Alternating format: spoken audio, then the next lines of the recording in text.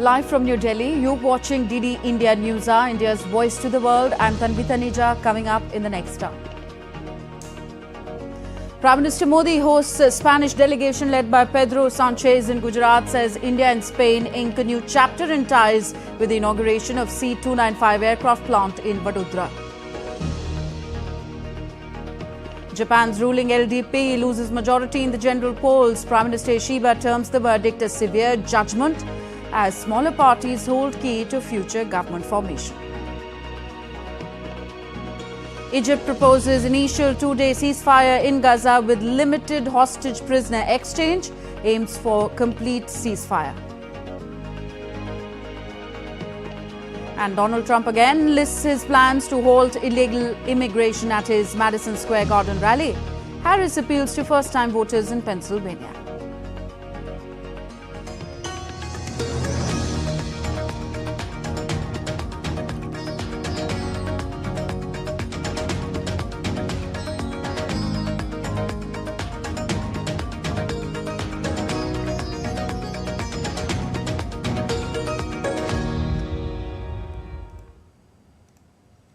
Prime Minister Narendra Modi and the President of the Government of Spain, Pedro Sanchez, inaugurated the C-295 aircraft facility in the western Indian state of Gujarat.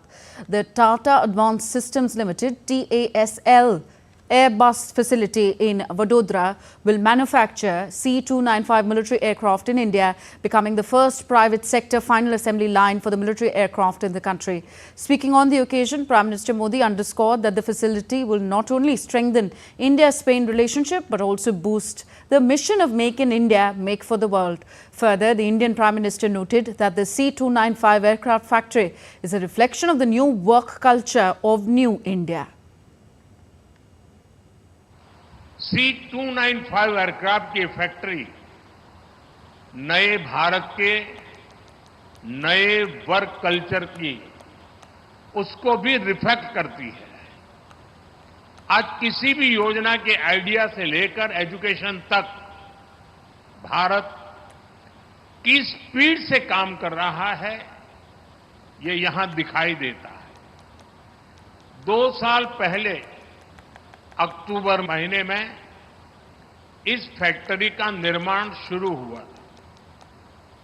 आज अक्टूबर महीने में ही ये factory अब aircraft के production के लिए तैयार है।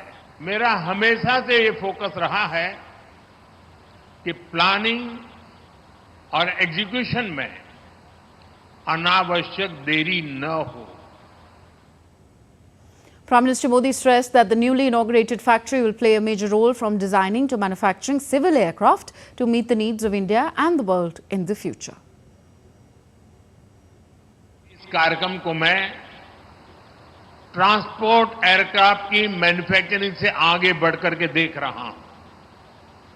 आप सभी ने पिछले 1 दशक में भारत के एविएशन सेक्टर की अनप्रेसिडेंटेड ग्रोथ और ट्रांसफॉर्मेशन को देखा है।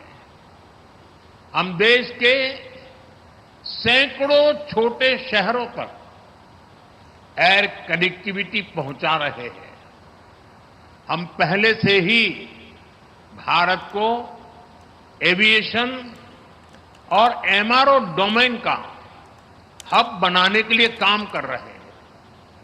ये इकोसिस्टम भविष्य में made in India civil aircraft का रास्ता भी बनाएगा।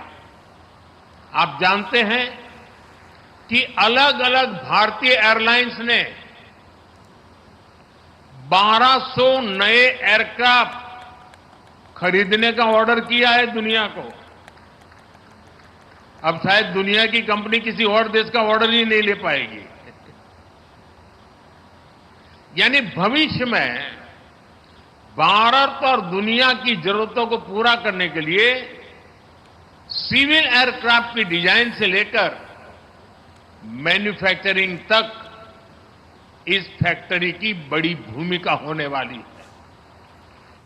On the occasion, President of the Government of Spain, Pedro Sanchez, said that this partnership between Airbus and Tata will contribute to the progress of Indian aerospace industry and will open new doors for the arrival of other European companies. Airbus opens a new chapter partnering with India's defense and space industry. This project strengthens our industrial ties while underlying our country's deep commitment as a reliable and strategic partner. And it shows as well the capabilities of the Spanish defense industry with its world-class expertise and its well-earned international reputation. Spain, like India, is promoting an ambitious roadmap to modernize its productive fabric with decarbonization and digitalization as drivers. The automotive, aerospace, and renewable energy sectors are leading a genuinely strategic transformation that my country approaches with confidence and optimism. Both the leaders also took a walkthrough of the exhibition showcased on the occasion.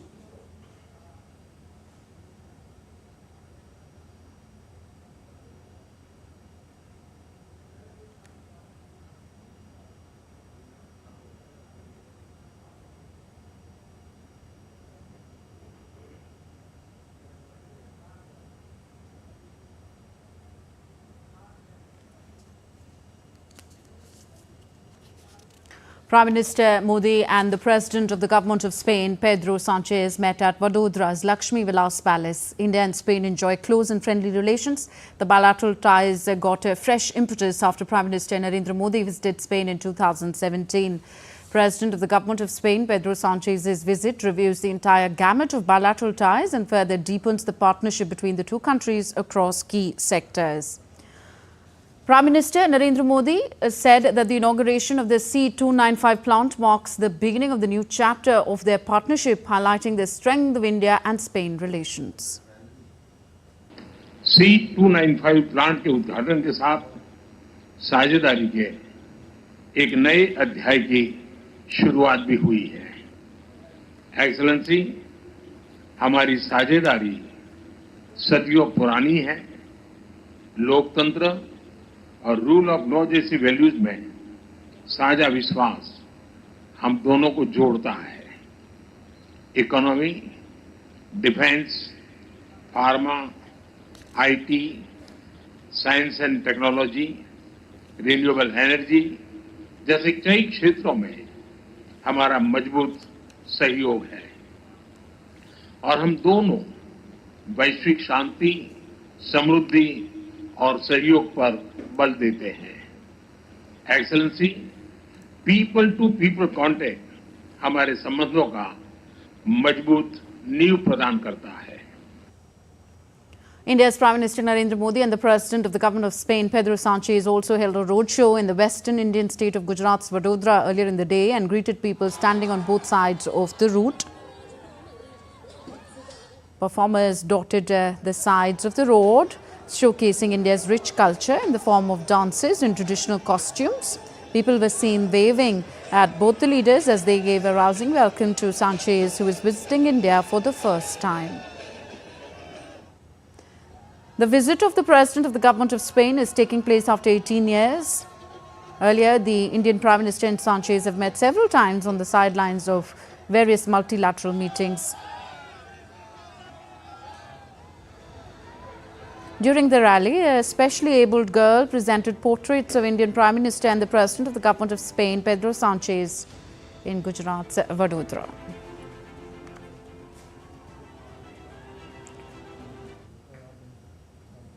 And our correspondent Meghna Dev joins us live on the story from Vadodara.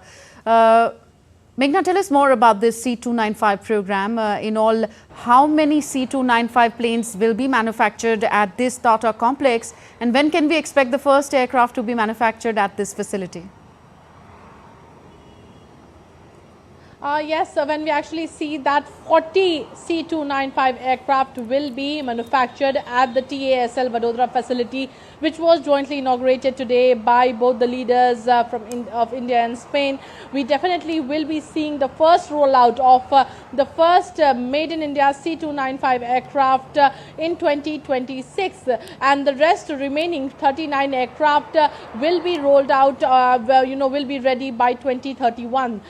Besides that, not only the 40 aircraft that are to be manufactured at this facility, but 16 were to be brought from Spain in flyaway condition, and 6 of those have already been inducted into the Indian Air Force. The delivery was already made by Spain to India. Now we will have to, we'll be seeing coming year in 2025 that more such, C-295 aircraft in flyaway condition will be, delivered to India from Spain.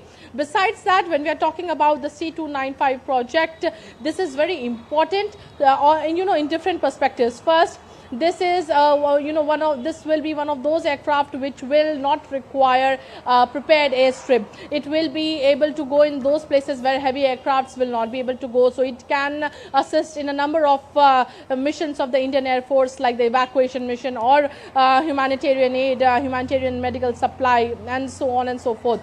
Second, very importantly, we see that the Make in India initiative has got a major push when we are talking about 18,000 parts which will be manufactured in India, rolling in companies like Bharat Aeronautics, Bharat Dynamics, as well as rolling in SMEs, MSMEs for the manufacturing of these parts. Not only the Vadodara facility will be utilized, but also the Hyderabad main component assembly facility will be utilized, wherein all the parts will be manufactured. Besides that, the Prayagraj facility of the Indian Air Force will also be utilized, which will serve as the main depot for for storage of the equipments. Those will be brought to Vadodara for the final assembly. So this is going to be a very important, it is indeed an important breakthrough when India is talking about manufacturing in India, make in India, and is venturing into the aviation sector in terms of manufacturing here. So obviously a very important day in terms of when initially we saw in 2021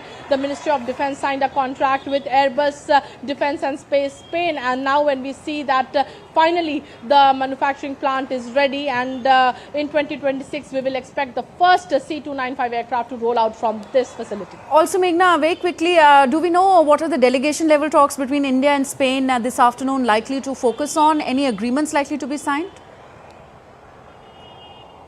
Yes, agreements, MOUs have been signed, which are in the sector of customs, investments, railways, as well as cultural exchange. So these as we get as of now, but the Ministry of External Affairs is holding a press conference to elaborate more on what the delegation level talks were between India and Spain. But besides that, also we will be expecting a document which will be a joint declaration that will be coming out, which will probably have more impetus on what were the areas discussed between both the leaders.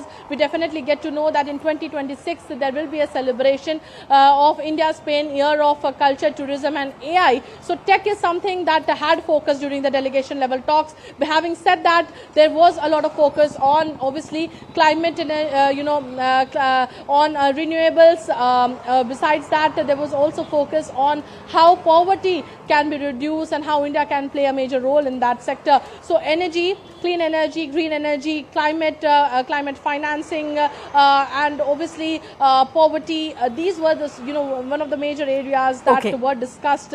Besides obviously the tech part of discussions. Okay, thank you very much, Meghna. Meghna Dev reporting from Vadodara, Gujarat.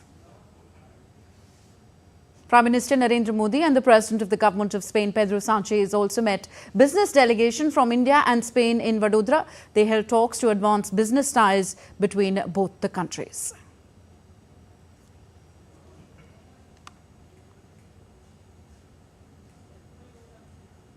You're watching DD India News Hour, still to come on the show. Prime Minister Netanyahu says Israeli airstrikes have hit Iran hard as fighting with Hezbollah rages in the region. US-EU call for probe after reports of Georgia election violations come. And North Korea blames South Korean military for drone intrusion. Seoul calls them unilateral claims.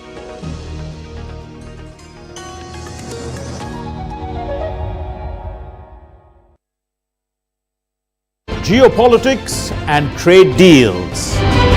Economic challenges amid development. Hard work and the path to prosperity. It's the economy always. Between walkers, money is what money does and says. Supply creates its own demand. Between the bulls pulls and bears tears. When supply chains globalization and India rises to the podium. We'll get you centered with the economic brief at 8 p.m. every Thursday on DD India.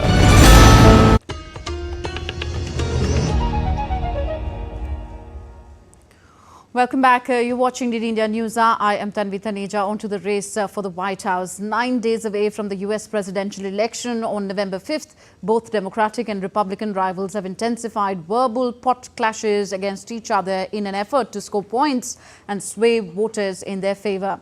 But while Kamala Harris faced flack from a group of protesters, Trump gathered party and family ranks to showcase unity. A report by DD India's Akhilesh Suman.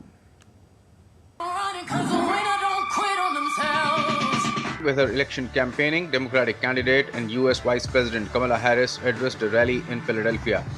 In front of an excited and rapturous crowd, Kamala Harris exuded confidence on winning the elections and urged supporters to support her or, in fact, risk the future over the next 4 years. We will win. We will win. We will win. Donald Trump, who spends full time looking in the mirror, focused on himself. Harris's speech was interrupted by a group of vociferous Palestinian protesters. She acknowledged their concerns, paused her speech to clarify her stance on the issue, and connected a ceasefire to the release of Israeli hostages held by Hamas. We can and we must seize this opportunity to end this war and bring the hostages home. There are 1 million first-time voters expected to cast their vote in this presidential elections, and Harris called them to safeguard the future. Who's voting for their first time at the first election? All right. Now here's the thing I love about you young leaders. You know, you are rightly impatient for change. On the other side, Republican candidate and former US President Donald Trump appeared buoyed by a slight rise in his popularity in a recent survey. Speaking at a massive rally at Madison Square Garden in New York, Trump launched a scathing attack on Kamala Harris, urging voters to reject her. Kamala Harris, that you've done a terrible job. That crooked Joe Biden has done a terrible job. You've destroyed our country. We're not going to take it anymore. Kamala, you're fired. Get out. Get out. You're fired. States of America, Elon Musk. Billionaire entrepreneur Elon Musk made a star-studded entrance, aligning with Trump's Make America Great Again message. He accused the Biden-Harris administration of wasting taxpayers' money, advocating for Trump's proposed Department of Government Efficiency as a solution. America's just not just going to be great. America is going to reach heights that it has never seen before. The future is going to be amazing! Trump's wife, Melania Trump, also dismissed rumors of differing views on women's rights and made a notable appearance on stage to show her support for Donald Trump. Akhilesh Suman's report for DD India.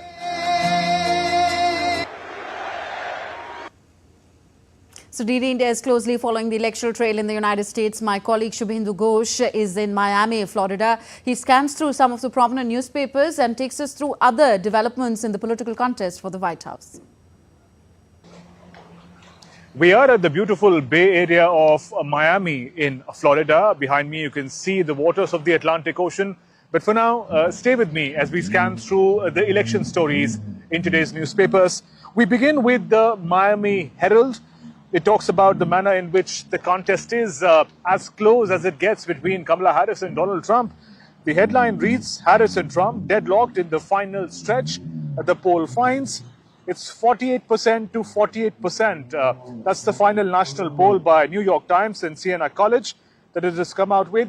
It's a reason to be worried for Kamala Harris because this poll is talking about popular vote.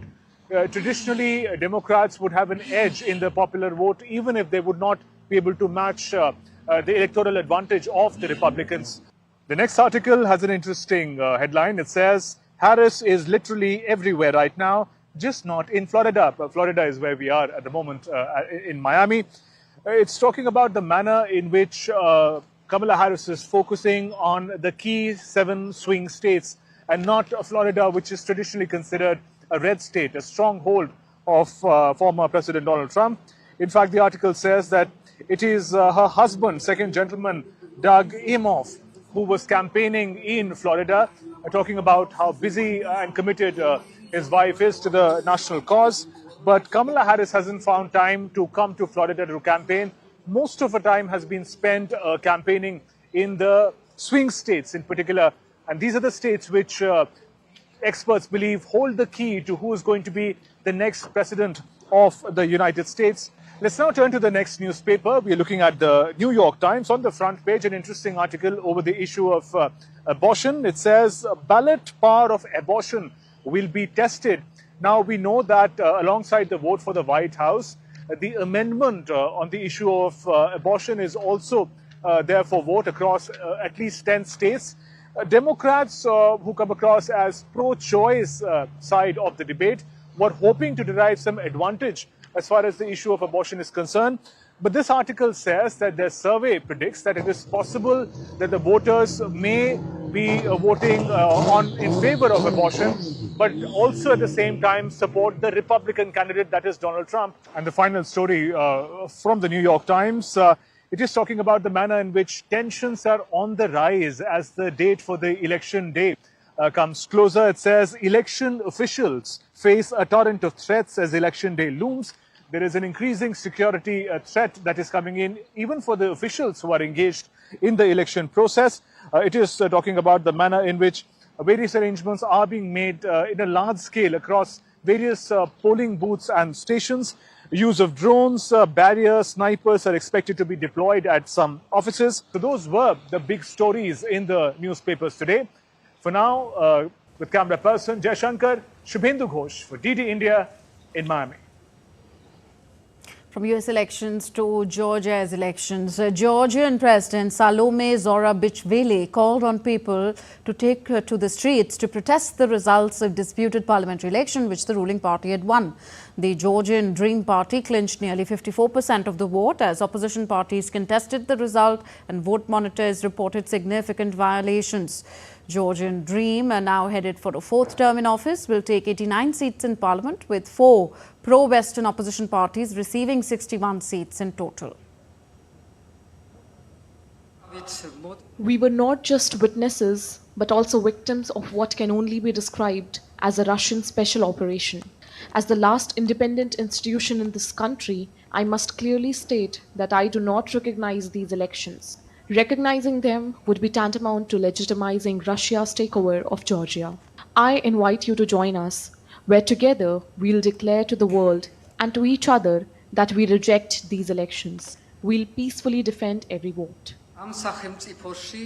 Meanwhile, the European Council President has pushed for a swift and transparent investigation of alleged irregularities during the elections in Georgia. Charles Michel said he would put the topic on the agenda of an EU summit in November. He also called on the Georgian leadership to demonstrate its firm commitment to the country's path to the EU. Georgia's ruling party won nearly 54% of the vote in Saturday's parliamentary election as opposition parties disputed the result and vote monitors reported significant violations.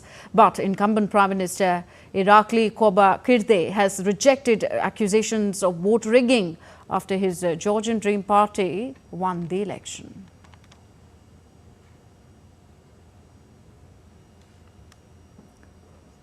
Back to Asia. Japan election results have ended up like a boxing match, with the LDP party bruised but still standing. The Liberal Democratic Party and its long-time junior coalition partner Komeito failed to secure a majority in the lower house on a bruising night in which the main opposition, Constitutional Democratic Party, made significant gains. The result, which left no single party with a clear mandate. So what are the options for the government formation as the mad rush for partners to stay in power intensifies? DD India's Arnold Thomas reports. The snap election gamble has boomeranged in Japan and casts a shadow over political and economic developments in the world's fourth largest economy. LDP and Komeito won a combined 215 seats, down from 279 and well below the 233 they needed to retain their majority. Two cabinet members lost their seats, as did several other candidates implicated in a slush fund scandal that has battered the LDP's approval ratings in recent months. The biggest winner was the CDP with 148 seats, up from 98. Having seen his snap elections gamble fail, Prime Minister Ishiba must now attempt to cobble together a three-party coalition that could include MPs from the centre-right Democratic Party, For the People, or the populist Japan Innovation Party. Under Japan's constitution, the parties now have 30 days to put together a coalition, but pressure is expected to mount on senior politicians to act quickly. The gridlock comes at a time of uncertainty for Japan's economy, growing concern over China and North Korea, and just days before the US presidential election. The political turmoil comes ahead of a Bank of Japan meeting this week. The central bank is likely to leave its rates unchanged when it announces its decision on Thursday. On Monday morning, the benchmark Nikkei 225 rose about 1.73%, leading gains in Asian markets, while the yen weakened to a three-month low, trading at 153.49 against the dollar. A weak yen usually boosts Japan's stocks, which are heavily weighed towards exporters. This political quagmire scenario, which may not bode well for the yen and the Nikkei, at least in the short term, but will Bank of Japan continue on its path to normalize Japan's monetary policy independently of the political landscape? The road ahead is bumpy, but a politically stable government is needed to revive the Japanese economy. Arnold Thomas, DD India. On to the tensions in West Asia. Egypt has proposed an initial two-day ceasefire in Gaza to exchange 4 Israeli hostages for some Palestinian prisoners after more than a year of conflict between Israel and Hamas. Egypt's President Abdel Fattah al-Sisi made the announcement on Sunday as efforts to diffuse conflict in West Asia resumed in Qatar, with the directors of the CIA and Israeli intelligence agency Mossad's chief David Barnea.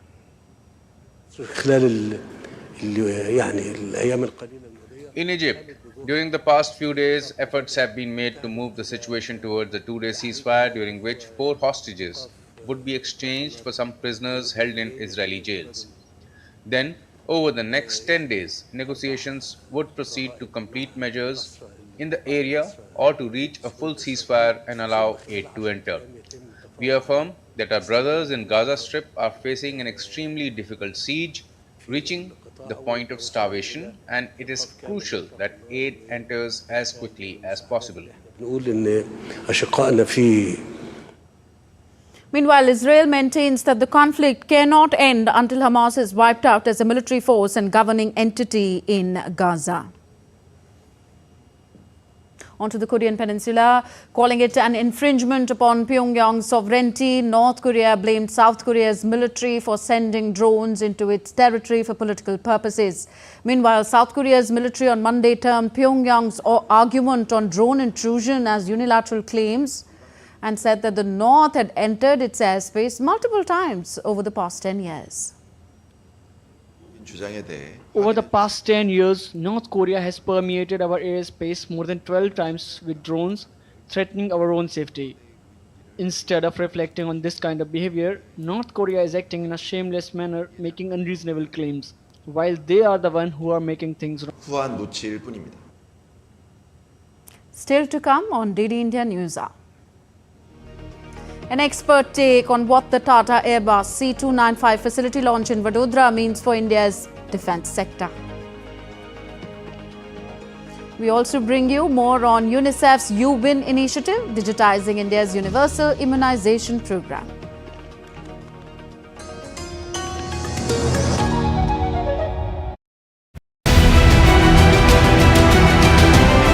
Who will be the next president of United States of America? Will Donald Trump make a dramatic comeback, or will Kamala Harris become America's first woman president? It's a tight race to the White House. The knives are out and the battle lines sharply drawn. He's becoming increasingly unstable and unhinged. She's a threat to democracy because she shouldn't even be the candidate. I'm Amritpal Singh. I'm Shubhendu Ghosh. We travel across the United States to decode the issues at the heart of this polarized election. Watch this space only on DD India.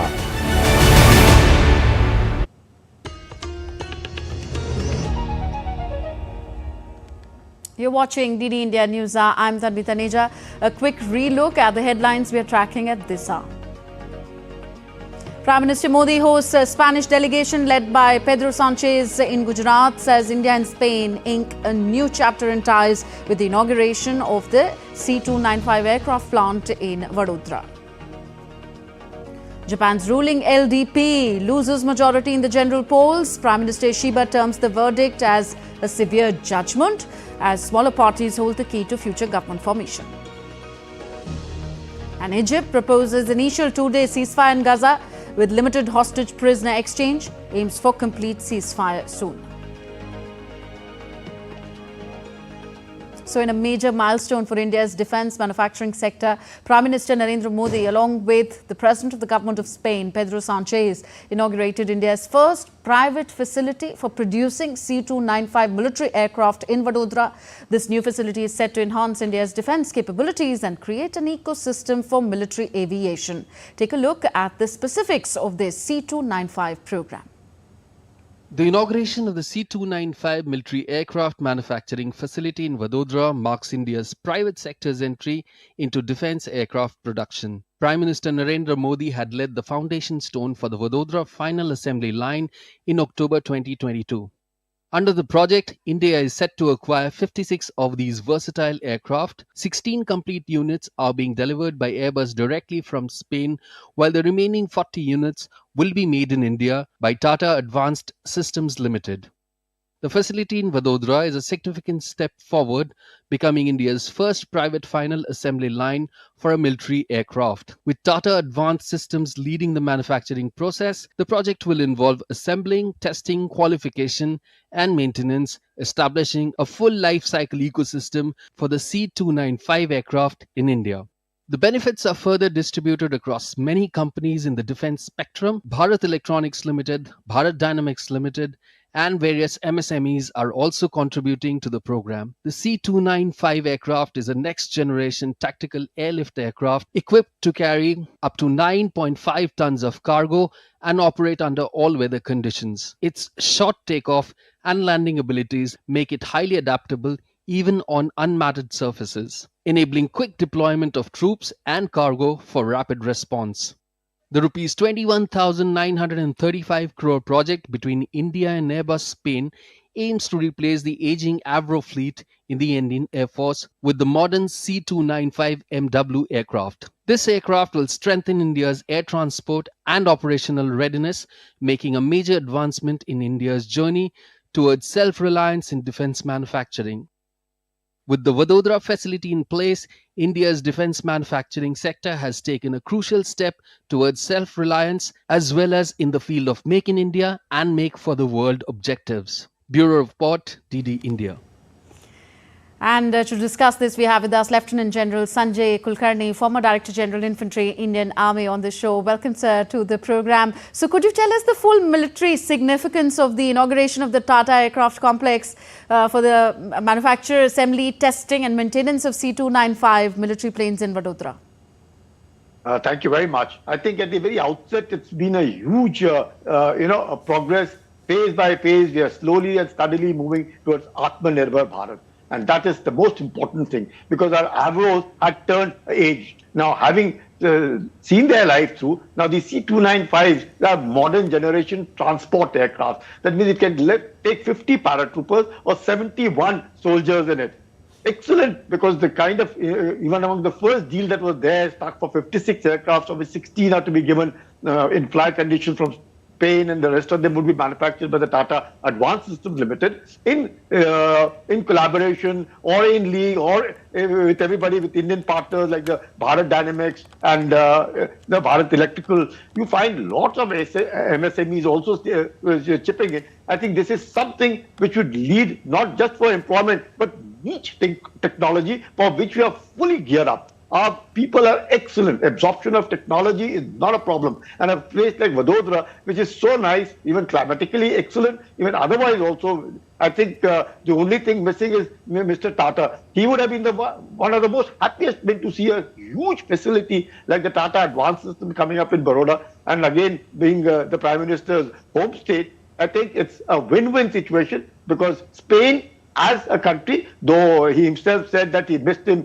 during the G20, he couldn't make it, and the Spanish head of state coming out almost after 20 years, after 18 years to India, and the kind of collaboration in defense, collaboration in renewable energy, in pharma, in economy, in all kinds of IT. I think it's a fantastic move which will lead to us replacing our fleet with modern tactical transport aircraft, that is replacing our Avros with the C-295, which is an Airbus, which is excellent, and as I said, top of the technology, niche technology being accepted, and all of it. 40 aircrafts are going to be manufactured in India. It means a lot. I think it's the first time the private industry, or anybody for that matter, will be making a transport aircraft in India. 40 of the first, and even among the new ones which are going to come, 3 which are coming from there, and 12 will be manufactured here. I think it's fantastic. It's a win-win situation, though of course this entire setup may start around 2026. Notwithstanding that, I think it's a super arrangement between India and Spain, which will lead to absorbing a technology and also being able to showcase our own ability to make such kind of modern tactical transport aircraft. Yeah. Also, could you also explain the enormous economic spin-offs of setting up this C-295 aircraft complex, including to Make in India campaign and to the medium, small and micro enterprises? See, what happens, any of these kind of technologies, when they come, it requires a tremendous amount of logistic support and the subsequent maintenance that goes on, the maintenance and repairs that go on. And when you have a manufacturing unit in India, subsequent maintenance, upgradation, taking care, lots of people are employed. A whole lot of these new technologies come up, MSMEs chip in, small factories chip in, everybody else with high-end technology being maintained, because there will be no compromise on quality whatsoever, no compromise on quality, and therefore even the MSMEs realize it, not just the BDL and the BL. They in any case will give you the top technologies and the top manufacturing. So much would the Tata Advanced Systems also give it. But even others, when you are outsourcing, anything and everything outsourced, and when they give you, everything will be high-end technology. And that itself is a big boon, because these are all, this is not a normal technology. They are not just, it's a zero risk and zero, I would say, no acceptance of anything downgraded or a thing which is riprap. So this is a big boon, and crores is a spin-off in terms of employment, in terms of technology, in terms of money investment. And I think it's very rightly said, I think you are the one who said, just not make in India, but make for the world. And who else would be better than India? So what does the future hold, sir, as regards India's military ties with Spain in particular and Europe at large? What is the potential that can yet be tapped? Huge potential, because Airbus, Spain, you find all of it. Any Airbus, any of these technologies, be it Boeing, be it Airbus, Lockheed, everyone and everything, they come with high-end technologies. Nothing else ripraps of substandard, and for which India is prepared now. And India also will realize, even if MSMEs are concerned, that it is no longer chalta hai attitude. That chalta hai attitude will go away from the entire this thing. Maintenance in India, maintenance, everything. I think that is what is very important, and I see it as a huge spin-off of the entire thing. Yeah. More than chalta attitude, sir, also finally a last quick word on India manufacturing more of its defense equipment and weapons and relying very little on imports. have to ensure just not exports for this thing, but we have to see to it that we do not become one of the largest importers of the military equipment. And to that end, I think the first step has already been taken. We are touching $5 billion for an export. Slowly and steadily, even from small arms to everything, even to submarines, to aircraft carriers, to this transport aircraft, subsequently to the fighter aircraft, all of it, I think it's something like a huge step, but we will also be ensuring that all of it, that whatever is there in the market, everyone will be looking at India. And if we are the leaders or a lot of faith being entrusted on us as global South leadership, I think the world benefits from the kind of exports that India would be able to take. Because I think militarily, everywhere in the world, if it is acceptable to India, it probably is acceptable to the world. Because we have very stringent QRs on aspects when it comes to military. In that context, I think anything is being given, made in India, will be easily exported from India. Okay. Thank you very much, Sanjay Kulhar ji, for being on DD India News Hour. All right. On the eve of the launch of UWIN, universal immunization that would digitally empower millions of children and mothers towards vaccination in India, DD India's Dibendu Mondal spoke to Cynthia McCaffrey, UNICEF India representative, on the benefits this app would provide to millions. Also, how India could become a leading example of technological innovation in the healthcare sector. After the successful story of COVID, the Indian government is now launching the UWIN portal, which perhaps would be one of the key enabler for universal immunization in India. And to talk more on this, I'm joined by Ms. Cynthia, who is the UNICEF representative to India. Welcome to Doordarshan, ma'am. Your first thoughts on the Indian government launching on the similar lines of COVID, the UWIN portal. Thank you. This is an example in UNICEF's view of India continuing to build on its leadership and its investment in children. UN first is advancing with equity India's children's rights by creating a portal that reaches them, as you said, with universal immunization. It's innovating for impact. UN harnesses technology in order to be able to reach in a sustained way at scale. How do you see at this platform providing opportunities for communities, especially from the marginalized sector, to come up, both for parents as well as for expecting mothers as well as for children? And how do you think this could perhaps be a learning lesson for many countries around the world? Well, UNICEF is proud that we have been working with India for 75 years. And over those years, we have been learning with and from India. So here is an example of building on India's investment in localizing practical solutions. We've seen that with the Sustainable Development Goals through aspirational districts and blocks. UN empowers communities by enabling families to schedule immunizations on their time frame.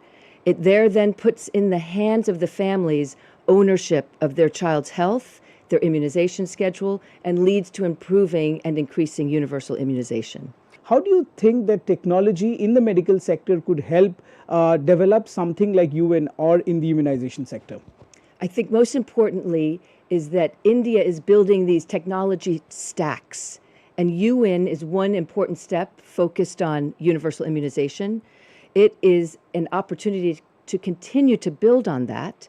And again, the reason it's so important is that it helps to speed up the reach, and it enables India to take it to scale, to reach every child, every family. It becomes a model not just to scale up across India, but globally as well.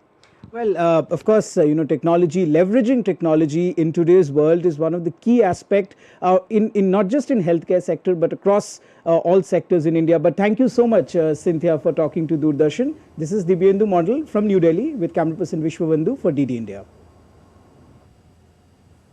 And now we take a look at other stories making news in India. Delhi's Environment Minister Gopal Rai has raised concerns about deteriorating air quality in the national capital. The minister initiated the Diya Jalao campaign as a measure to control air pollution. Plans are also underway to redirect traffic through neighbouring states to bypass Delhi.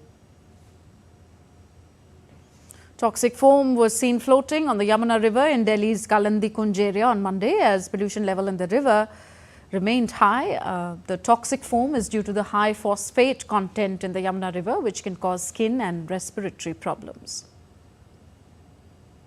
Godinath, the 70-year-old resident of Udhampur district, Jammu and Kashmir, is single-handedly keeping the Dogra heritage alive with his above 100-year-old sarangi.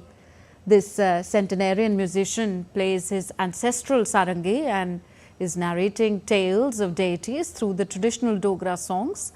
He was recently recognized and appreciated by Prime Minister Narendra Modi in his 115th edition of the Man Ki Baat program. And the North Indian city of Ayodhya is decked up for the Festival of Lights, Deepavali and Deepotsav. On October 30th, the day just before Diwali, Deepotsav will be celebrated in Ayodhya. It will be the first Diwali event after the consecration of Lord Ram's idol at the newly constructed Ram temple. Still to come on DD India News Hour. We see how the US election and the prospect of another Trump presidency is affecting business in Europe. Prime Minister Modi says Spanish football very much liked in India. Talks about Real Madrid's match against Barcelona.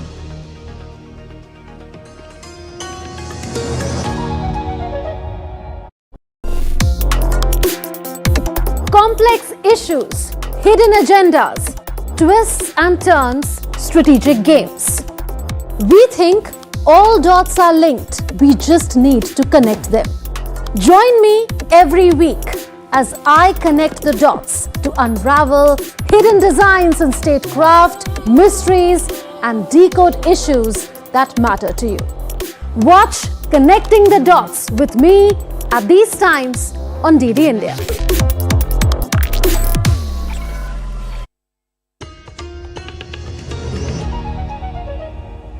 Welcome back. You're watching DD India News Hour. I am Tanvi Taneja. Some business news now. In Bangladesh, the Dhaka Stock Exchange, the country's primary capital market, experienced a fourth consecutive day of decline in trading on Monday amidst political uncertainties. On Sunday, the Dhaka Stock Exchange tumbled below 5,000 points after 4 years, with high selling pressure weighing on the indices and an increase in the policy rate designed to tame soaring inflation.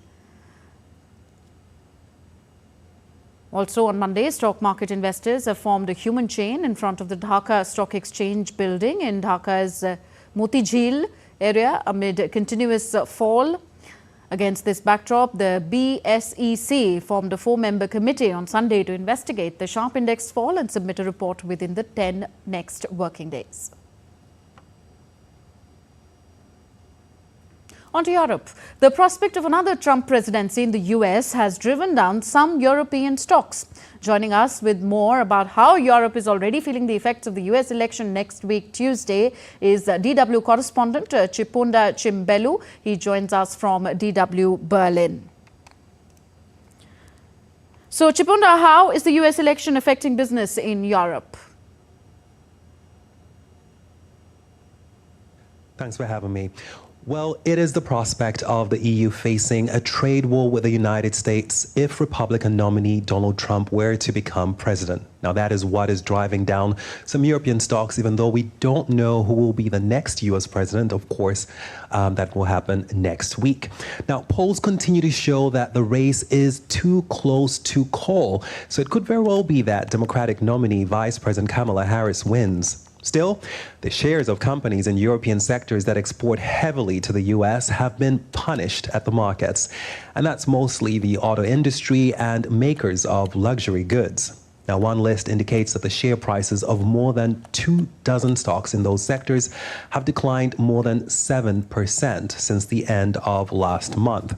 Now, that includes companies like German car maker Volkswagen and the luxury goods conglomerate France's LVMH. Now, investors are worried that Trump would impose tariffs. He has said that he would introduce tariffs of 20% on European goods.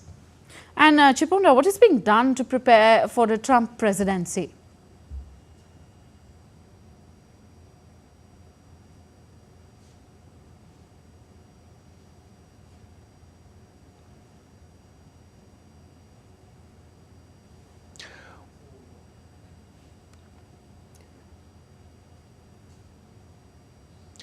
Well, ambassadors from the EU's 27 member countries met with top EU officials, according to a report by Politico, which cites 12...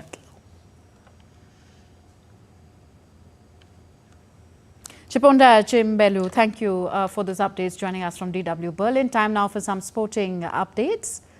India's Prime Minister Narendra Modi on Monday highlighted India's passion for football, mentioning Saturday's El Clasico clash between traditional rivals Barcelona and Real Madrid in the ongoing season of Spanish La Liga. Prime Minister Modi said that the match and Spanish football in general attract a lot of discussion among Indian football fans, and the fervour of the fans of both the clubs was same in India as it was in Spain. Barcelona के बीच match हुआ, उसकी चर्चा भारत में भी हुई। Barcelona की शानदार जीत यहां भी डिस्कशन का विषय रही और मैं आपको गारंटी के साथ कह सकता हूं कि दोनों क्लब्स के फैंस में भारत में उतनी ही नोकझोंक भी हुई जितनी स्पेन में होती है। Gary Kirsten has resigned as the head coach of Pakistan's ODI and T20I sides. Kirsten was appointed by the Pakistan Cricket Board on a 2-year contract in April 2024. However, he has stepped down within 6 months due to difference of opinions between him and the board. Kirsten's move comes a week before the start of Pakistan's ODI series against Australia. The PCB announced that the test coach Jason Gillespie will fill Kirsten's shoes on the tour of Australia for the 6 white ball matches. Babar Azam's resignation and selection committee changes are some of the highlights of his 5-month tenure. Australia will have a new captain for the upcoming T20I series against Pakistan, with its test stars set to miss the series that ends in the same week the Border Gavaskar Trophy campaign begins. None of the test incumbents have been picked in the 13-man squad for the games in Brisbane, Sydney and Hobart. Josh Inglis, Adam Zampa and Matt Short are in the mix to fill in for Mitch Marsh. Cricket Australia, however, said that some players selected could join the test squad for the series opener against India in Perth after the final T20 at Bellerive Oval on November 18th. Only Josh Inglis from the T20 squad is considered an outside possibility of being named to fill the vacant opening batter slot for the first test, with Nathan McSweeney and teenager Sam Constas seemingly higher in the selection pecking order. Arsenal drew 2-2 with Liverpool at the Emirates on Sunday night in a tense clash at the top of the Premier League. Arsenal led twice but were undermined by injuries to key defenders Gabriel and Jurrien Timber in the second half. The setbacks allowed Liverpool to apply pressure and take a point, leaving Manchester City at the top of the table, with Arsenal now 5 points adrift of the relentless reigning champions. Meanwhile, Liverpool are a point behind Manchester City in the second place. And in the spirit of Diwali, a heartwarming initiative by the Blind Relief Association in New Delhi is showing how true light shines from within.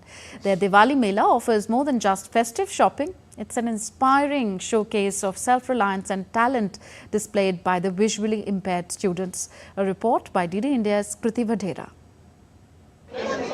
From hand-painted candles to eco-friendly bags, pouches and delicate paper mache items, every product at this festive market is crafted by visually impaired students. These items reflect their skill, dedication and creativity, while also highlighting how art has empowered these individuals. I should say that it is not Blind Relief's Mela, it is entire Delhi's Mela. The main objective is to show the capabilities of the persons whom we train. And one of the most important product, or one of the prominent product, is the candles, and which is associated with Diwali. What better product could be? And over the year, the range of products that our trainees make has increased substantially. The fair has also set up special food counters where the visually impaired students serve a range of Diwali treats. This involvement goes beyond creating items here. They gain confidence and independence, running their own food stalls with a sense of pride and accomplishment.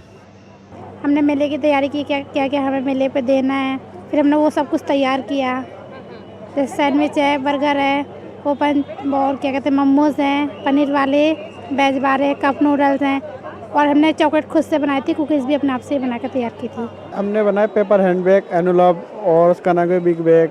जो paper का जो सारा item है वो हम बनाते हैं। Ma'am मेले की तैयारी हम लोगों ने किया, पेपर बैग गिफ्ट के लिए, कैमस बैग और हमने 19 कार्ड बनाया हमने। मुझे बहुत अच्छा लग रहा है। मेले की तैयारी होने के बाद हमने यहाँ पर सेल भी कर रहे हैं, मुझे बहुत अच्छा लग रहा है। जैसे कि हम यहाँ पर सेल कर रहे हैं, मुझे लग रहा है कि हम कोई बिजनेस कर रहे हैं। मैंने जिप पाउच बनाया, पोटली बैग बनाया और एम्ब्रॉयडरी वाले बैग भी बनाया, प्रिंटेड वाले भी बैग बनाया।